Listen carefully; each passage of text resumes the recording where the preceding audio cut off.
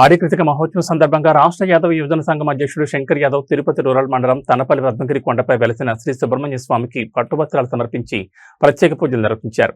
తిరుపతి జిల్లా తిరుపతి రూరల్ మండలం తనపల్లి పద్మగిరి కొండపై వెలసిన శ్రీ వల్లి దేవసేన సమేత శ్రీ సుబ్రహ్మణ్యేశ్వర స్వామి ఆలయంలో ఆడికృతిక సందర్భంగా రాష్ట్ర యాదవ్ యువజన సంఘం అధ్యక్షుడు శంకర్ యాదవ్ భక్తి శ్రద్ధలతో పట్టువస్త్రాలు సమర్పించారు. మంగళ వాయిద్యాల నడుమ పట్టు వస్త్రాలను తలపై ధరించి ఆలయ ప్రదక్షిణ నిర్వహించిన అనంతరం స్వామివారికి పట్టు వస్త్రాలు సమర్పించి ప్రత్యేక పూజలు చేశారు.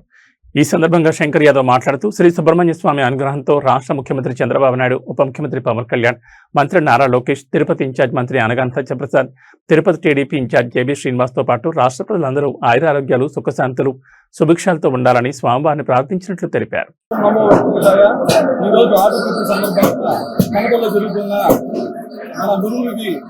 ఈరోజు జరిగే జాతరలో అందరూ పాల్గొని ఆ దేవుడికి ఆశీస్సులు పాల్గొని సంతోషపడుతున్నాను.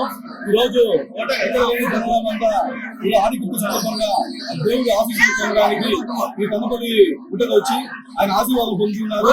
లండపాణి స్వామి ఆశీర్వాదము ఎల్లవేళలో అందరికీ ఉండాలని చెప్పి తిరుపతి ప్రజలే కాకుండా యావత్ ఆంధ్రప్రదేశ్ ప్రజలందరికీ మా ముఖ్యమంత్రి నారా చంద్రబాబు నాయుడు గారికి, నారా లోకేష్ గారికి మరియు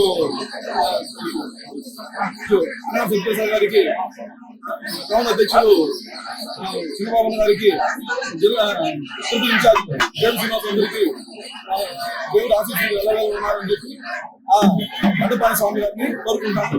శంకర్ యాదవ్.